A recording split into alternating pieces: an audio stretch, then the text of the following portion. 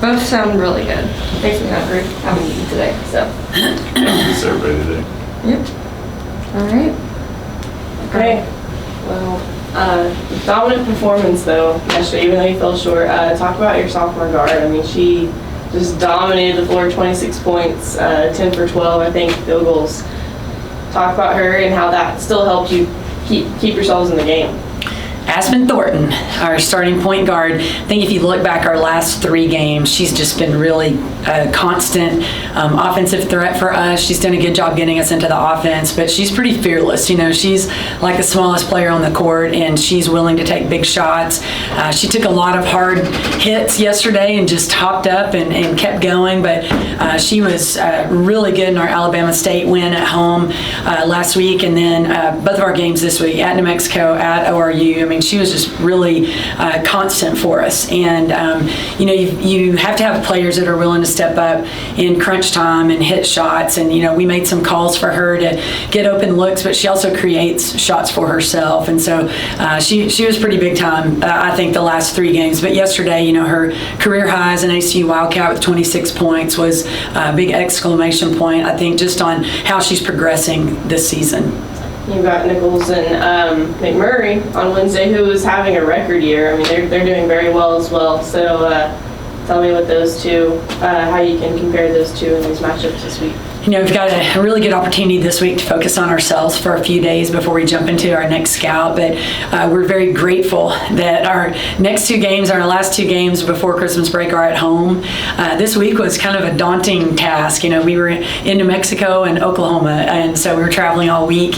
The week before finals, so there was a little bit of stress about missing so much class this week. But we're, you know, just kind of looking forward to kind of focusing on ourselves a little bit. But Nichols is, you know, they're one of our favorite Southland opponents, and we really appreciate them making the trip to Abilene. And obviously our crosstown rival, I guess, with McMurray. We played them a lot since I've been here at ACU, and Drew Long's a good friend of our program, and he's doing a phenomenal job over there. They are having a record season, and so you know, we've got two big tasks, 2 big challenges to handle before Christmas break. And you know, that's kind of a challenge this time of the year. You know, everybody sort of sees that opportunity to, you know, go home and see family and that kind of thing, and you've got to get them to focus, you know, one day at a time and take care of their responsibilities. And it sure is a lot more fun to go away for Christmas break after you've played really good and you know, won your last couple of games before you go home. So that's, you know, going to be our focus, and sort of the challenge is just to stay, you know, locked in day after day and try to move our program forward. I forgot it said 19 and 21. Oh yeah. This week. Yeah. No, that's okay. That's okay. You know, your record doesn't show it, but you've really stayed in close games this season. What is the resilience like with this team? You know, I was talking to a couple of our captains last night when we got home, and I was like, hey, we're just so close, you know, and it's like, you know, there's lots of stories out there about, you know, just keep chopping the wood, or, you know, keep, you know, chopping the rock or whatever. And, you know, so many times, like, you're working towards achievement, you're working towards certain goals, and a lot of people quit right before that last blow would have, you know, like chopped the rock in 2 or chopped your log in 2. And so, you know, you just have to keep your players, I think, encouraged and inspired that, like, what we're doing is good, like we are moving forward. But you know, when you don't immediately get the result you want, a lot of times it's like, oh, you know, what are we doing? But we are taking steps forward each week. We are showing a lot of grit and toughness. I thought last night just super gritty, whether they were on the bench, they were on the court, you know, lots of communication, lots of good hustle plays. And so, you know, you want them to achieve the result that we're working towards. But I think we're just at a point with this young team that, you know, we just have to keep encouraging them, inspiring them, like, hey, keep doing what we're doing, like it's going to pay off. And obviously there are areas that we've got to improve in. But our team has, you know, they've really bought into, you know, what we're trying to accomplish. I mean, we scored a ton of points on the road this week, which was really encouraging. And so, you know, we're really, really close. And those losses by 1 or 2 possessions, they're the hardest. And, you know, we've got to just tweak a few things, and we're so close. Yeah. All right, so I'm gonna go back to New Mexico for a little bit. First off, playing in the pit, I looked at the attendance. They said it had over 4,000 people there, so really big, really loud environment. So what was it like to get that experience playing in that environment and playing really well in that environment. Obviously, they're known for a great women's basketball environment, and there was not really a way for us to emulate that in preparing for that game, but it was phenomenal. I mean, they averaged around 5,000 fans. They did not have very many students at the game. It was just people from the community that came out and supported the Lobos.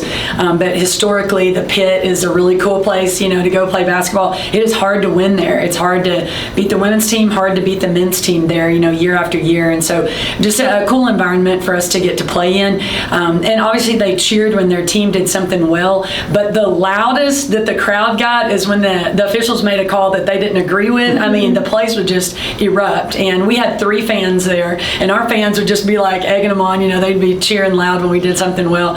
So it was a really neat environment. I'm glad that we had the opportunity to play there. Yeah, and then what were some things specifically you saw in the New Mexico State game, not New Mexico State, New Mexico game, that you really thought your players did well, or maybe some things that you wanted them to improve on heading into the Oral Roberts matchup? Really the first 5 minutes, we were just kind of out of sorts. And so we were making up for that really the rest of the game. But after the first 5 minutes, after the first media timeout, we settled down, we executed. We got a lot of good shots. I thought defensively, we were pretty solid in the half-court transition. We made some mistakes, and they're a really good transition offensive team. But offensively, I felt like we got shots that we wanted.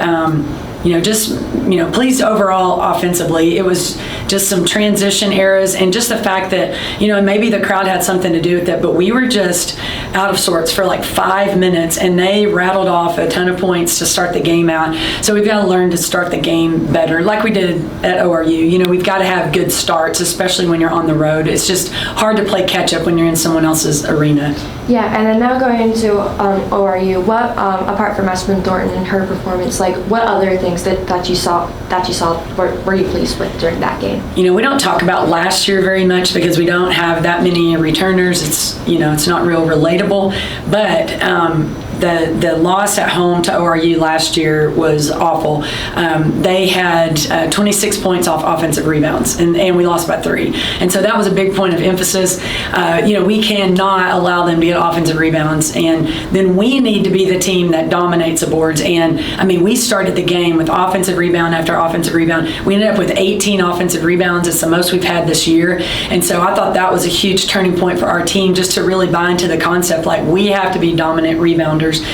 We scored more points off our offensive rebounds than they did, and that was a really good, I think, gritty showing for us to get in and rebound like we did. Yeah, so this week is obviously finals week. So what does kind of this week look like for the girls heading into the next week, where y'all have 2 games in 2 days?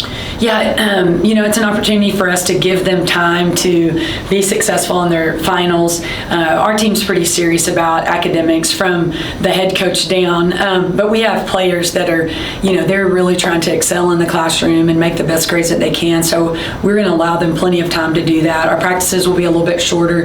We do have a chance to watch a lot of video this week, and we've got several days to just focus on ourselves before we jump into another scout. Yeah, all right. Those are the questions I have.